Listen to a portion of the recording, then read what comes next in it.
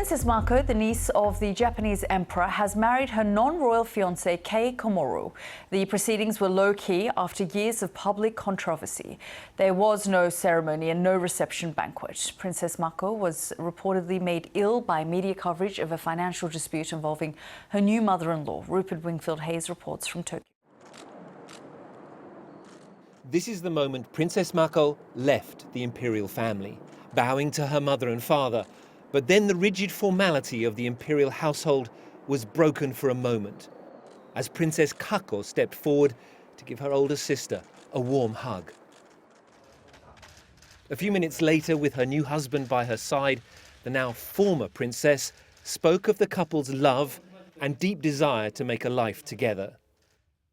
It was clear that her choice of a commoner from a single-parent household did not meet with the approval of many here.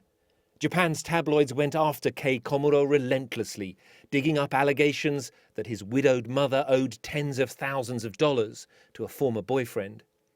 To many in Japan's deeply conservative establishment, this young man was just not fit to marry a niece of the emperor.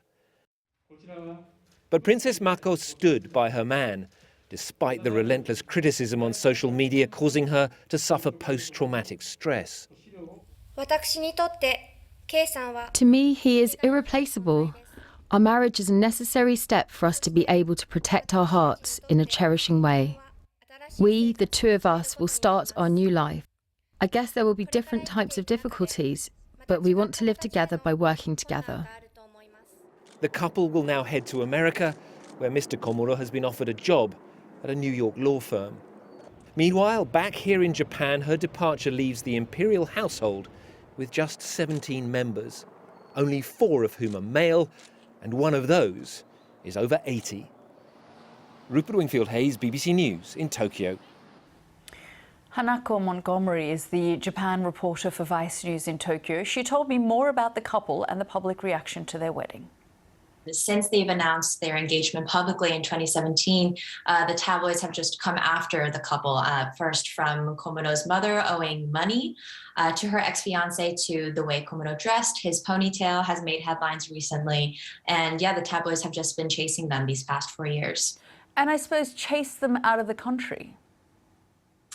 The couple has decided to move to America, and that's largely seen because Komuro has received a job with a law firm in New York City. That's where he studied as a law student at Fordham University. And for Mako Princess Mako, she's expected to take a job in New York City, perhaps in the arts scene. And the choice in the matter for them to move to America has largely been seen as them making a new life for themselves. And whether or not they've been sort of chased out of the tabloids, well, the couple hasn't exactly outrightly stated that. Just tell us a little bit more about how they met. Yeah, they met at International Christian University, which is located in Tokyo. It's a very global and international university here. And they met at a student exchange for students who are interested in studying abroad. And they met in 2012. So that's nearly 10 years ago. And their engagement was announced in 2017, but Komuro himself said that he proposed to Mako and talked about getting married to her in 2013. So it's been a long time coming for the young couple. And yet she had to give up her royal title. I mean, this really does put the spotlight on that in Japan and that very traditional custom. Yes, yeah, you're absolutely right. According to this 1947 imperial household law, Japanese royals who marry commoners, so to speak, are stripped of their royal titles. And, that also means that they have to live out of the family. They don't have any of the royalties or the privileges of being an imperial member. And that same law doesn't exist for male heirs.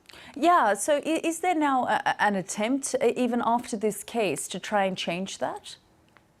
Yes, so there have been some movements to change this law. There is now an advisory panel to adjust the law to allow female empresses to reign.